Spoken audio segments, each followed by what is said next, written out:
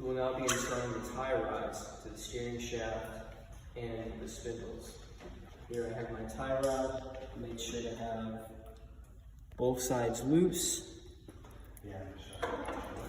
Right now I have my assembly for the attachment to the tie rod to the steering shaft. As you can see, it is bolt, one spacer, one indented spacer traveling that way, one indented spacer traveling that way, another spacer, and a nut.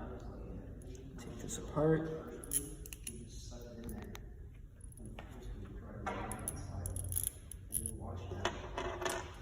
First,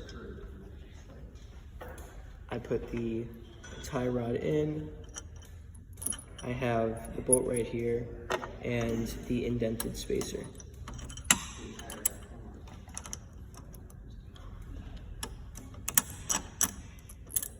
I insert the bolt about halfway through so I give myself enough space to put the other indented spacer. Remember to put it the opposite direction. Then you try and stick the bolt a bit farther through. Here's my final spacer and my bolt. If you want to take the torsion bar out to give yourself more space, you can do that. I personally chose not to. So now you tighten this to the steering shaft, but we will go straight onto the spindle here.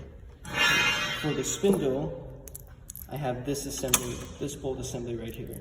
As you can see, it is bolt, spacer, indented spacer, another indented spacer traveling the opposite direction, spacer, and nut. Let me take this apart. First, you put the bolt and the indented spacer through the tie rod. Then you put that through the spindle, spacer on bottom. My bad. You put, stop.